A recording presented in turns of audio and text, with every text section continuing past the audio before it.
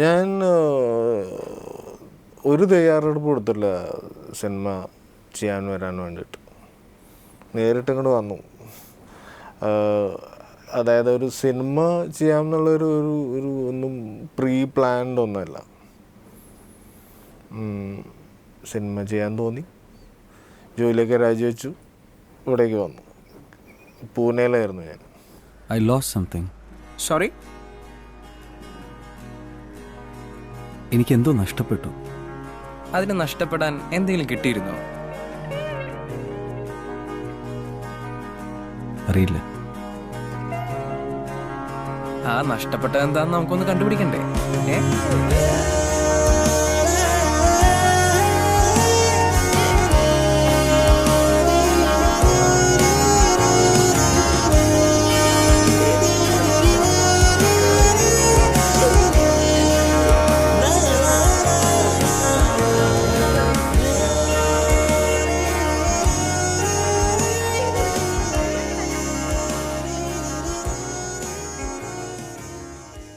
2000-ൻ്റെ തുടക്കമാണ് ഞാൻ ഈ ആനിമേഷൻ, കമ്പ്യൂട്ടർ ഗ്രാഫിക്സ് ഈ ഫീൽഡിലേക്ക് വരുന്നത്. എന്തെങ്കിലും ക്രിയേറ്റീവായിട്ട് ചെയ്യണം എന്നുള്ളൊരു ഉദ്ദേശത്തിലാണ് ആ ഒരു ഫീൽഡിലേക്ക്. അന്ന് ആനിമേഷൻ എന്നൊക്കെ പറഞ്ഞു കഴിഞ്ഞാൽ ഒരു ഒരു ഒരു പുതിയൊരു ഫീൽഡായിരുന്നു. അപ്പോൾ അങ്ങനെയാണ് ആനിമേഷനിലേക്ക് വരുന്നത്.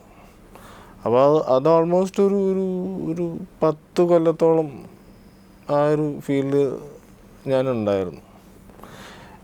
എനിക്ക് തോന്നുന്നു 2008-ലാണ്, 2007 അവസാനം. ആ സമയത്താണ് ഞാൻ എൻ്റെ ഒരു 3-4 ഫ്രണ്ട്സും കൂടി ഒരു സിനിമ ഒരു പ്ലാനൊക്കെ ആയിട്ട് ഇറങ്ങി. അതിൻ്റെ മുന്നൊന്ന് സത്യം പറഞ്ഞാൽ എനിക്ക് സിനിമ ചെയ്യണം എന്നോ അല്ലെങ്കിൽ ചെയ്യുമെന്നോ അങ്ങനത്തെ ഒന്നും യാതൊരു ഒരു ഒരു ഐഡിയ ഉണ്ടായിരുന്നില്ല. 2007 അവസാനം ഞങ്ങളൊരു 3-4 ഫ്രണ്ട്സ് ഞങ്ങളൊന്നിച്ച് ഒരു സിനിമ ചെയ്യാം, അത്രേ പ്ലാൻ ഉണ്ടായിരുന്നു. അത് ഞാൻ ഡയറക്ഷൻ, ഞാൻ സ്ക്രിപ്റ്റ് അങ്ങനെ ഒന്നും ആയിരുന്നില്ല. ഒരു സിനിമ ചെയ്യാം, അത്ര ഒരു പ്ലാനിലാണ് എൻ്റെ ആദ്യത്തെ തുടക്കം. അപ്പം ഓൺ റൂട്ട് ബാക്കിയുള്ള 3-4 പേരുണ്ടായിരുന്നവരൊക്കെ മാറിപ്പോയി. കാരണം ജോബ് സെക്യൂരിറ്റി, കുട്ടികളുടെ ഫീസ്, വീടിൻ്റെ റെൻറ്റ്, EMI അതൊക്കെ ആലോചിച്ചിട്ട് അവരൊക്കെ അവരവരെ വഴിക്ക് പോയി. ഞാൻ മാത്രം ഇറങ്ങി തിരിച്ച് ഇനി അത് തീർത്തിട്ടേ മടങ്ങുള്ളൂ എന്നുള്ളൊരു ഇതിൽ തുടങ്ങിയതാണ്. താരങ്ങളീ യാത്രയിൽ വിരിഞ്ഞുരാത്രിയിൽ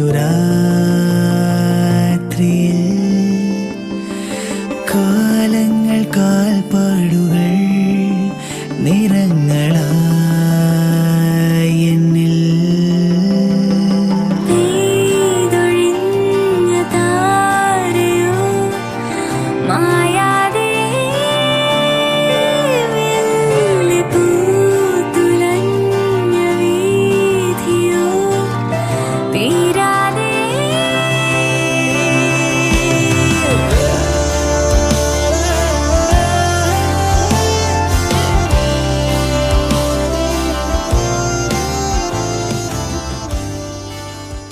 നോർത്തൊന്നുമല്ല ഞാൻ സത്യം പറഞ്ഞാൽ ആദ്യം പ്ലാൻ ചെയ്തിരുന്നത് ഒരു തമിഴ് സിനിമ. ഞാൻ ഇംഗ്ലീഷിലൊരു സ്ക്രിപ്റ്റ് എഴുതി, അതിനൊരു പേര് കിട്ടു. അതിൻ്റെ പേര് ഇതേമാതിരി നോർത്ത് 24 ഗാതം സപ്തമശ്രീ എന്നൊക്കെ പറഞ്ഞ ഒരു ഗംഭീര പേരായിരുന്നു.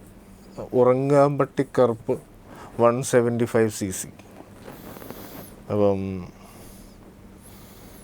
അത് ആ ഒരു ഇവിടെ വന്നപ്പോൾ അതിങ്ങനെ ഡിലേഡ് ആവായിരുന്നു. തമിഴ് ഇൻഡസ്ട്രി പിന്നെ അത്രയ്ക്കൊരു ഒരു ഈസിലി എൻട്രി ചെയ്യാൻ പറ്റുന്നതല്ല എന്ന് ഞാൻ അവിടെ കുറച്ച് ചെന്നൈയിലൊക്കെ ഇരുന്നപ്പോൾ മനസ്സിലായി. അപ്പോൾ എൻ്റെ ഫ്രണ്ട്സ് പറഞ്ഞിട്ടാണ് മലയാളത്തിൽ എന്തെങ്കിലും ചെയ്യാമെന്നുള്ളൊരു ഐഡിയ ആണ്. ആദ്യം സപ്തമശ്രീ തസ്കര എന്ന് പറഞ്ഞുള്ള അതിൻ്റെ ക്യാരക്ടേഴ്സിന് ഉണ്ടാക്കാൻ തുടങ്ങി. വിശ്വസിക്കാൻ പറ്റില്ലോ, വേറെ വഴിയൊന്നും ഇല്ലെങ്കിൽ അങ്ങനെ ആവട്ടെ. എന്തെങ്കിലും ശബ്ദം കേട്ടാ ഔറ്റുള്ളൂ പുറത്തേക്ക് വരും. അതിനുള്ളൊരു ബോംബ് നമ്മുടെ വാസുവട്ടം പൊട്ടിക്കും.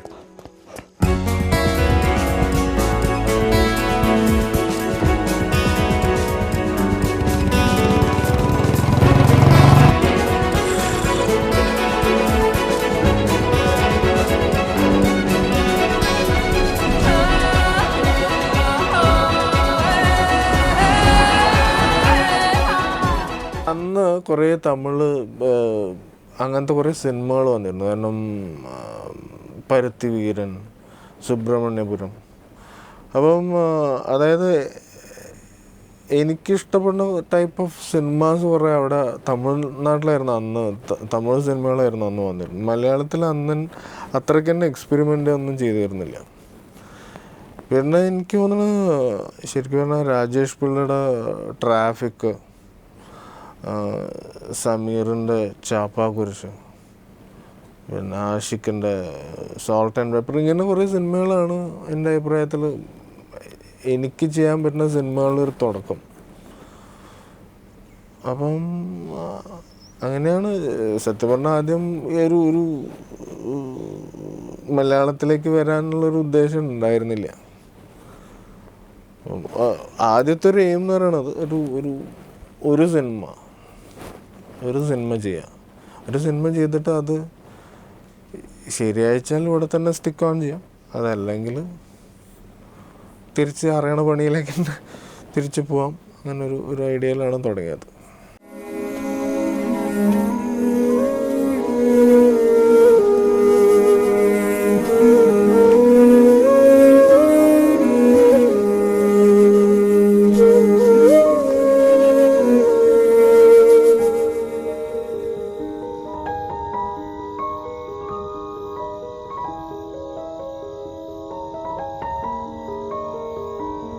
പാവം, ഇനി ആരുമില്ല, ഒറ്റയ്ക്കായി. അടുത്ത ആഴ്ച ഇവിടേക്ക് വരണം. ഹരി വരണുണ്ടോ?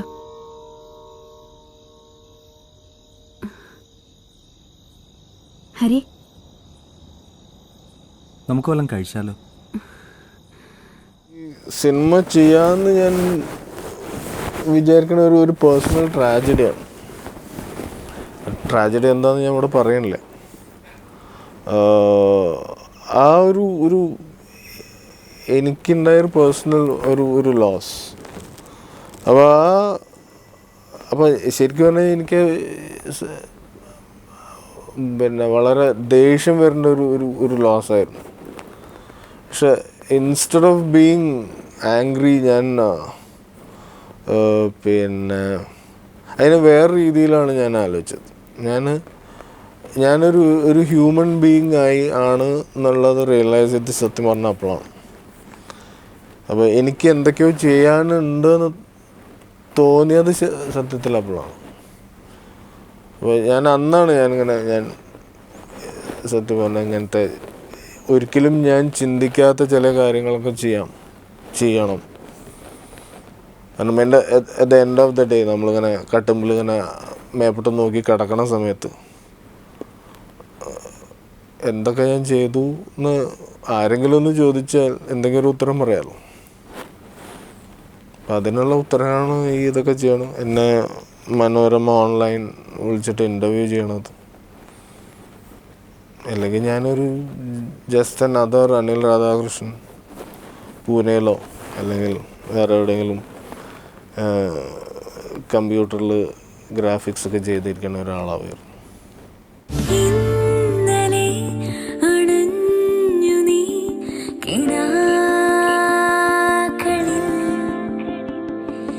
ഇന്നു നമ്മളൊന്നു പോൽ നീങ്ങയോ, ഇനിയേതു യാത്രയിലറിയാത്ത മോഹമായി നീയും നിൻ കൂടെ, പറയാതെ നോക്കുവാനൊരു വാക്കുമിണ്ടുവാൻ എൻ നെഞ്ചം മൂളി. മലയാളത്തിൽ വന്നപ്പോൾ ഞാൻ ആദ്യം ഡയറക്റ്റ് ചെയ്യണമെന്ന് ഞാൻ വിചാരിച്ചിരുന്നില്ല. ഞാൻ എഴുതാം, ആരെങ്കിലും ഫ്രണ്ട്സിനെ കൊണ്ട് ഡയറക്റ്റ് ചെയ്യിപ്പിക്കാം, അങ്ങനെ ഒരു ഉദ്ദേശമേ ഉണ്ടായിരുന്നുള്ളൂ. എല്ലാവർക്കും എന്താ പറയുക വെച്ചാൽ ആ ഒരു ക്യാരക്ടറിൻ്റെ ഒരു ചെറിയൊരു കോംപ്ലിക്കേഷൻ ഉണ്ടായിരുന്നു. അത് എഴുതിയേ എനിക്കേ മനസ്സിലാവുള്ളൂ എന്നായിരുന്നു എൻ്റെ ഫ്രണ്ട്സൊക്കെ പറഞ്ഞത്. അപ്പോൾ അങ്ങനെയാണ് ഫഹദും ബാക്കിയുള്ള ഫ്രണ്ട്സ് എല്ലാവരും എൻ്റെ അടുത്ത് പറഞ്ഞത് ഞാൻ തന്നെ ഡയറക്റ്റ് ചെയ്താൽ മതി. അപ്പോൾ അങ്ങനെയാണ് നോർത്ത് 24 കഥ ഞാൻ ചെയ്യണത്. ഒന്നാമത് അമ്മ പിന്നെ എൻ്റെ ഒരു കാര്യമായതുകൊണ്ട് എന്തായാലും നാച്ചുറലി ആ ഒരു ഇൻട്രസ്റ്റ് ഉണ്ടാവും.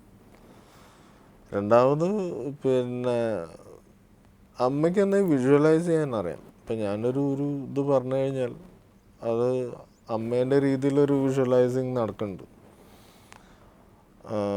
അപ്പോൾ ഇതൊക്കെയാണ് അപ്പോൾ ഇത് ആദ്യം ഒന്ന് എഴുതാൻ തുടങ്ങിയപ്പോഴാണ് അത് അമ്മയ്ക്കത് എഴുതാൻ നല്ല ഇഷ്ടമാണെന്ന് മനസ്സിലായത്. അപ്പോൾ അതങ്ങനെ പിന്നെ എങ്ങനെയാണെന്ന് വെച്ചാൽ ഞാനിരുന്ന് നെറേറ്റ് ചെയ്യും, അമ്മ ഇരുന്ന് എഴുതും. ചിലത് അമ്മയ്ക്ക് ഇഷ്ടാവില്ല, അപ്പോൾ എൻ്റെ അടുത്ത് ആർഗ്യൂ ചെയ്യും. അപ്പോൾ ഞാൻ പറഞ്ഞാൽ അങ്ങനെ എഴുതിയാൽ മതി. അങ്ങനെ കുറേ അവിടെ ആർഗ്യുമെൻറ്റ്സൊക്കെ കുറേ നടക്കാറുണ്ട്. അങ്ങനെയാണ് അമ്മ എഴുതണത്. എനിക്കൊരു കുശുമ്പുമില്ല. പിന്നെ അവളുടെ അടുത്താണ് ഞാൻ ആദ്യം എഴുതാൻ പറ്റുമോ എന്ന് ചോദിച്ചത്. അപ്പോൾ അവൾക്ക് ഈ ജോലിയും വീടിൻ്റെ അകത്തുള്ള ജോലി തിരക്കിൻ്റെ ഒക്കെ ഇടയിൽ എഴുതാൻ ഉള്ള ബുദ്ധിമുട്ട് പറഞ്ഞു. അപ്പോൾ അവൾക്ക് കുശുമ്പൊന്നും ഞാൻ കണ്ടിട്ടൊന്നുമില്ല. ഭാര്യ കലാകാരി ഒരു രീതിയിലൊക്കെയാണ്. അവളുടെ കലകളൊക്കെ കാണിക്കുകയാണെങ്കിൽ അവൾ നന്നായി തുന്നും. അവൾക്ക് വേണമെങ്കിൽ എൻ്റെ കൂടെ ഒന്ന് ഡയറക്റ്റ് വരെ ചെയ്യാം. അതിനൊന്നും ഞാനൊരു തടസ്സം ഞാൻ നിൽക്കാൻ പോകണമെന്നില്ല. ബോംബെ ബേസ്ഡ് ഒരു ഹസ്ബൻഡ് ആൻഡ് വൈഫാണ് ഉണ്ടായിരുന്നത്. 2 പേരും ഒന്നിച്ച് ഡയറക്റ്റ് ചെയ്യണവർ. അത് കഴിഞ്ഞ് എനിക്കും ശാരദയ്ക്കും വേണമെങ്കിൽ ആവാമല്ലോ. തിയേറ്ററിൽ കാണുന്നതിൻ്റെ മുമ്പേ അമ്മയും അല്ല എൻ്റെ ഫാമിലി എല്ലാവരും ആ സിനിമേൻ്റെ പല വേർഷൻസ് കാണുന്നുണ്ട്. റഫ് എഡിറ്റ് അല്ലെങ്കിൽ ഒരു ഡബിനുള്ള എഡിറ്റൊക്കെ അവർ കാണുന്നുണ്ട്. അപ്പം അവർക്ക് അവസാനം തിയേറ്ററിൽ കാണുമ്പോൾ അതിന് എത്രത്തോളം പുതുമ ഉണ്ടെന്നൊന്നും എനിക്കറിയില്ല. പക്ഷെ എന്തായാലും ആദ്യത്തെ സിനിമ അവിടെ എറണാകുളത്തു നിന്നാണ് അവരെൻ്റെ കൂടെ കണ്ടത്. ഭയങ്കര എക്സൈറ്റഡ് ആയിരുന്നു. അതേമാതിരി രണ്ടാമത്തെ സിനിമ ഒരു അഭിപ്രായം അങ്ങനെ പറയലോ അങ്ങനെയൊന്നുമില്ല. ലൊക്കേഷനിൽ എനിക്ക് തോന്നുന്നു ഈ 2 സിനിമയിൽ ഓരോ ദിവസങ്ങൾ മാത്രമേ ഇവരെല്ലാവരും വന്നിട്ടുള്ളൂ. അപ്പോൾ അവനെ സിനിമ ഷൂട്ട് ചെയ്യണ സമയത്ത് അഭിപ്രായങ്ങളോ അങ്ങനത്തെ ഒന്നുമില്ല. തലയിൽ മുടിയൊക്കെ ഉള്ളപ്പോൾ മൊട്ടടിക്കാൻ സമ്മതിച്ചവരാണ്. അവർക്ക് എൻ്റെ എല്ലാ വട്ടനും സമ്മതമാണ്. ആസ് ലോങ് ആസ് എനിക്കത് ഞാൻ സന്തോഷവാനായിരിക്കണം. എനിക്ക് ഞാൻ എന്ത് ചെയ്യണേലും സന്തോഷം വേണം. അതേ അവർ ഇതുവരെ ഇപ്പം എൻ്റെ ഭാര്യയായാലും മകനായാലും അച്ഛനായാലും അമ്മയായാലും ആരായാലും അങ്ങനെ ഒന്നിനും ഇതുവരെ തടസ്സം നിന്നിട്ടില്ല. എൻ്റെ അച്ഛൻ രാധാകൃഷ്ണൻ, എന്നെ കംപ്ലീറ്റ് ചെയ്യണ എൻ്റെ അച്ഛനാണ് അനിൽ രാധാകൃഷ്ണൻ. ശരിക്കും തോന്നുന്നത് എനിക്ക് ഈ ഒരു ക്രിയേറ്റീവ് ആണോ എന്ന് പറയാൻ അറിയില്ല. എന്തെങ്കിലും ഉണ്ടെന്നുണ്ടെങ്കിൽ എനിക്ക് തോന്നുന്നത് എൻ്റെ അച്ഛൻ്റെ സൈഡിൽ നിന്ന് കിട്ടിയതായിരിക്കണം. അച്ഛൻ്റെ കയ്യിൽ നിന്ന് അച്ഛൻ്റെയാണ് ഈ ഹ്യൂമറൊക്കെ. സത്യം പറഞ്ഞു കഴിഞ്ഞാൽ അച്ഛൻ്റെ സൈഡിൽ നിന്ന് കിട്ടിയതാണ്. പണ്ട് ഞാൻ ചെറിയ കുട്ടിയാകുമ്പം എനിക്ക് വലിയ ഓർമ്മയൊന്നുമില്ല. അന്ന് ഈ ടോയ്സൊക്കെ വളരെ കുറവായിരുന്നു. അപ്പോൾ അച്ഛൻ എനിക്ക് കൊണ്ടു തന്നിരുന്നത് ഈ പെട്ടി ചോക്കാണ്, പല കളറിലുള്ള ചോക്ക്. അപ്പോൾ എന്നിട്ട് അച്ഛനത് വെച്ചിട്ട് നിലത്ത് ഇങ്ങനെ ചിത്രങ്ങൾ വരയ്ക്കും. എന്നിട്ട് എന്നെ കൊണ്ട് ആ ചിത്രം കംപ്ലീറ്റ് ചെയ്യിപ്പിക്കും, അല്ലെങ്കിൽ കൂടെ ഇരുന്ന് വരപ്പിക്കും. പക്ഷേ എനിക്ക് അച്ഛനാണ് എൻ്റെ ശരിക്കും പറഞ്ഞു കഴിഞ്ഞാൽ എന്താണ് ഞാനിപ്പോൾ ചെയ്യണം എൻ്റെ തുടക്കക്കാരൻ അച്ഛൻ തന്നെയാണ്. മകൻ രജത്ത് 9ാം ക്ലാസ്സിൽ. ഇപ്പോൾ അവൻ നന്നായി ചിത്രം വരയ്ക്കാൻ തുടങ്ങിയിട്ടുണ്ട്. എനിക്ക് തോന്നുന്നു അവനങ്ങനെ വല്ലാണ്ട് ഒരു അറ്റൻഷൻ സീക്കിങ് ഒരു ആളല്ല. അപ്പോൾ എങ്ങാനും ഇതപ്പം അവൻ്റെ അച്ഛൻ ഇതൊക്കെ ചെയ്തിട്ടുണ്ടെന്ന് പറഞ്ഞിട്ട് ഇനി വല്ലവരും വന്നിട്ട് അവൻ്റെ അടുത്ത് എന്തെങ്കിലും ചോദ്യങ്ങളൊക്കെ ചോദിച്ചാലോ എന്ന് വിചാരിച്ചിട്ട് മാത്രമാണോ? പിന്നെ അതന്നെ ഈ അറ്റൻഷൻ വേണ്ടെന്നുള്ളൊരൊറ്റ റീസൺ തന്നെ ആയിരിക്കണം. വീട്ടുകാർ ചോദിച്ചില്ല, ബന്ധുക്കളൊക്കെ ചോദിച്ചു. ബന്ധുക്കൾ ചോദിക്കല്ല, അവരൊക്കെ പിന്നെന്ന് പറഞ്ഞു പലവരും. അവന് വേറെ പണിയൊന്നുമില്ല, അവൻ ജോലിയൊക്കെ വിട്ടിട്ട് ഇവിടെ സിനിമ എന്നൊക്കെ പറഞ്ഞിട്ട് നിൽക്കുന്നുണ്ട്. കാരണം എൻ്റെ കുടുംബത്തിലാരും സിനിമയിൽ വന്നവരായിട്ട് ഇല്ല. വൈഫിൻ്റെ സൈഡിൽ ചിലവരുണ്ട്, അതല്ലാണ്ട് എൻ്റെ ഒരു സൈഡിൽ ആരും തന്നെ സിനിമയിൽ വന്നവരില്ല. അപ്പോൾ അത് ഒരു സിനിമ എന്നൊക്കെ പറയുമ്പം അവർക്ക് കാണാനും ഇഷ്ടമാണ്, അതിൽ പോയി വർക്ക് ചെയ്യാന്നൊക്കെ പറയുമ്പോൾ ഒരു ഏറ്റവും വലിയ രസം എന്താണെന്ന് വെച്ചാൽ സ്വാതി റെഡ്ഡി ചെന്നൈ ഹൈദരാബാദ് ഫ്ലൈറ്റിന് കാത്ത് നിൽക്കുമ്പോൾ ചെന്നൈ എയർപോർട്ടിൽ ഏതോ ഒരു ഫാമിലി വന്നിട്ട് പരിചയപ്പെടുത്തറ അപ്പോൾ പേര് പറഞ്ഞ് എന്തൊക്കെയോ അവർ മേനോൻ എന്നൊക്കെ കൂട്ടിയിട്ടാണ് പറയുന്നത്. എൻ്റെ ബന്ധുക്കളെന്ന് പറഞ്ഞിട്ടാണ് അത്ര. അപ്പോൾ എനിക്കിപ്പോൾ ഞാൻ അറിയാത്ത ബന്ധുക്കളൊക്കെ ഉണ്ടാവുന്നുണ്ട്. അപ്പം അത് ഞാൻ ചെയ്ത നല്ല കാര്യങ്ങൾ കൊണ്ടാവാം. എത്ര കോടി രൂപയുടെ മുതലാണല്ലേ? എന്തായാലും നല്ല പ്ലാനിങ് വേണം. വെറുതെ ഈ കിളവന്റെ വാക്ക് കേട്ടവരെ പണിക്കിറങ്ങണ്ടാ. എന്നെയും കൂടി കൂട്ടുവോ നിങ്ങളുടെ കൂടെ? നീ എന്നിട്ട് പുളിങ്കുരു ഇറക്കാൻ പോണ പരിപാടി എന്നിരിക്കുന്നത്.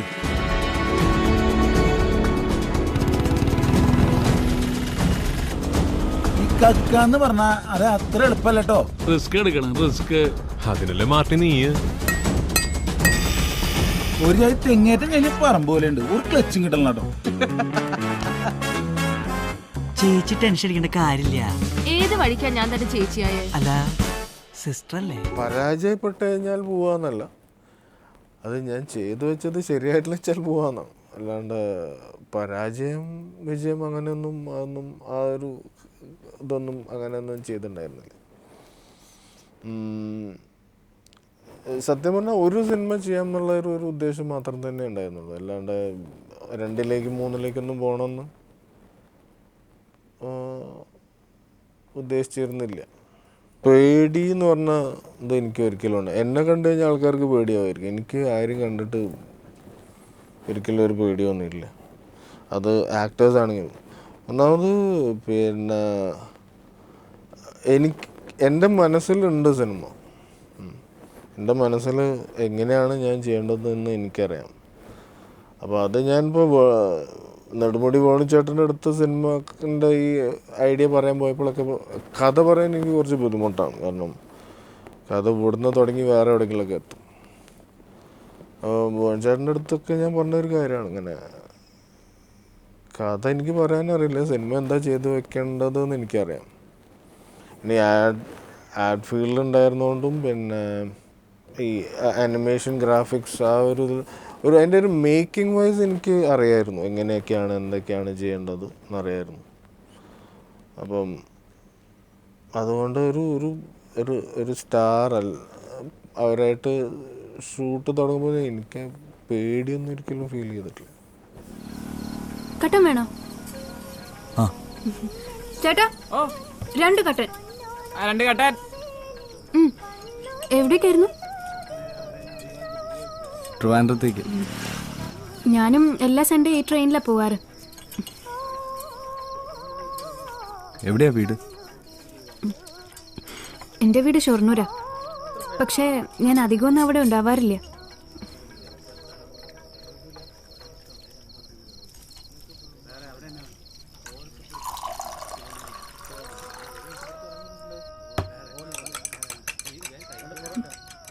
എപ്പോഴും ഇങ്ങനെ തന്നെയാണോ? എങ്ങനെ? വൃത്തി രാക്ഷസനായിട്ട്.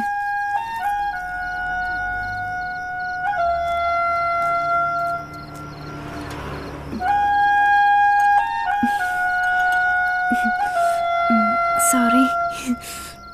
ആൻഡ്രിയായിരുന്നു ആദ്യം ഉദ്ദേശിച്ചിരുന്നത്. പക്ഷേ ആൻഡ്രിയൻ്റെ ഡേറ്റ്സിന് കുറച്ച് പ്രശ്നമുണ്ടായിരുന്നു. എനിക്ക് തോന്നുന്നു ഇതിൻ്റെ മുന്നേ കമ്മിറ്റ് ചെയ്തിട്ടുള്ളൊരു സിനിമയായിരുന്നു ലണ്ടൻ ബ്രിഡ്ജ്. അതും ഇത് ഏകദേശം ഒരേ സമയത്തായിരുന്നു ഷൂട്ട് തുടങ്ങിയത്. അതുകൂടാതെ എനിക്ക് തോന്നുന്നു ആ സമയത്ത് വിശ്വരൂപത്തിൻ്റെ സെക്കൻഡ് പാർട്ടും ഒന്ന് തുടങ്ങാൻ പോകാന്നുള്ള അങ്ങനെ ഒരു, അപ്പോൾ ഒരു ഡേറ്റ്സിൻ്റെ ഒരു കൺഫ്യൂഷൻ ഉണ്ടായിരുന്നു. ഓൾമോസ്റ്റ് എനിക്ക് തോന്നുന്നു ഞങ്ങൾക്കൊരു 22 days എന്തോ ഡേറ്റ്സ് വേണ്ടിയിരുന്നു. പക്ഷെ അത് ഒപ്പം തരാനുണ്ടായിരുന്നില്ല.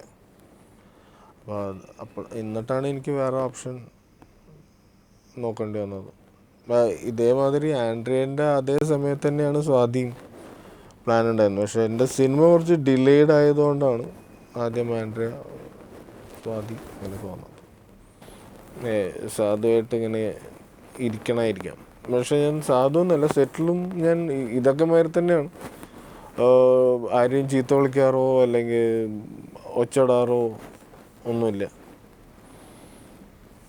ഇങ്ങനെയൊക്കെ തന്നെയാണ് സെറ്റിലും.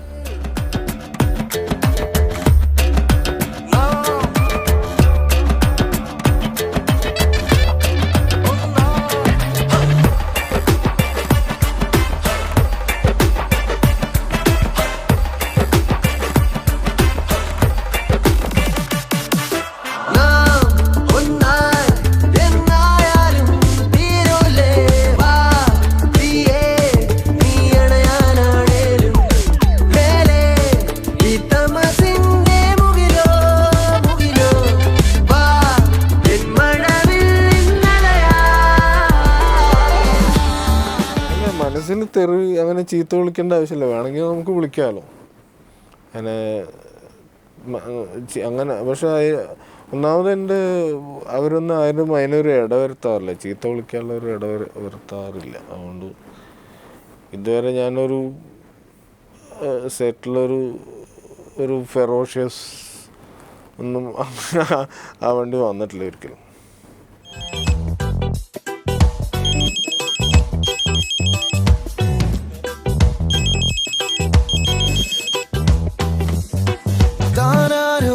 താൻ തന്നെ കെട്ടും കഥയാണോ, നേരാണോ, നേരെന്നാൽ നോവും കനലാണോ, ഓരോരോന്നും ശീലം മാറ്റും കാലം കേറുന്നേ, ഒന്നൊന്നായി മാറും രൂപം തേടുന്നേ. സത്യം പറഞ്ഞു കഴിഞ്ഞാൽ അത് നോമിനേറ്റ് ചെയ്ത വിവരം ഞാൻ അറിഞ്ഞിട്ടില്ല. ഈ കൊല്ലം വിഷുവിൻ്റെ അടുത്ത ദിവസം, എനിക്ക് തോന്നുന്നു 15th തോന്നുന്നു ഈ പ്രാവശ്യം, അന്ന് തന്നെ രാവിലെ പിന്നെ എൻ്റെ ഫ്രണ്ടും ഈ സിനിമേൻ്റെ പ്രൊഡ്യൂസറും ഷാജി നടേശനാണ് വിളിച്ച് പറഞ്ഞത്, അങ്ങനെ എന്തോ കിട്ടിയെന്നോ അങ്ങനെ എന്തോന്ന് ആണ് പറഞ്ഞത്. അപ്പോൾ എനിക്ക് ആദ്യം പറഞ്ഞ ഷാജി പറയണമൊന്നും മനസ്സിലാവണ്ടായിരുന്നില്ല, എന്ത് അവാർഡ് അങ്ങനെ ഒരു ഇതിലായിരുന്നു. പിന്നെയാണ് ഷാജിൻ്റെ അടുത്ത് നാഷണൽ അവാർഡ് എന്തോ കിട്ടിയെന്നൊരു ന്യൂസ് ഉണ്ട്. അപ്പോൾ അപ്പോഴാണ് എന്നെ നോമിനേറ്റ് ചെയ്ത വിവരം തന്നെ അപ്പോഴാണ് ഞാൻ അറിയണത് എൻ്റെ സിനിമേനെ. നമ്മൾ ഈ അസൂയക്കാരൊക്കെ തിരഞ്ഞു പോയാലേ അസൂയക്കാരൊക്കെ ഉണ്ടാവുള്ളൂ. നമ്മൾ അവരെ തിരയാണ്ടിരുന്നു കഴിഞ്ഞാൽ എല്ലാവരും നമ്മളോട് അസൂയയില്ലാത്ത ആൾക്കാരാണ്. അപ്പോൾ ഒന്നാമത് എനിക്ക് ഈ അസൂയ എന്ന് പറഞ്ഞതിൻ്റെ ഒരു ഡെഫിനേഷൻ എനിക്കറിയില്ല. ആരും എൻ്റെ അടുത്ത് ഡയറക്റ്റ്ലി ഒരു അസൂയൊന്നും, അതായത് ഒരു പൊട്ടന് ലോട്ടറി കിട്ടിയ മാതിരൊന്നും ആരും പറഞ്ഞിട്ടൊന്നുമില്ല. എല്ലാവരും വിളിച്ച് കൺഗ്രാജുലേറ്റ് ചെയ്യുകയൊക്കെ ചെയ്തിട്ട് തന്നെ ഉള്ളൂ. ഇപ്പം അവരെന്ത് മനസ്സിലാണ് കൺഗ്രാജുലേറ്റ് ചെയ്ത്, നല്ല മനസ്സിൽ തന്നെ ആയിരിക്കണം. ജാട എനിക്ക് അല്ലെങ്കിൽ ഭയങ്കര ജാടയാന്ന് എല്ലാവരും പറയണത്.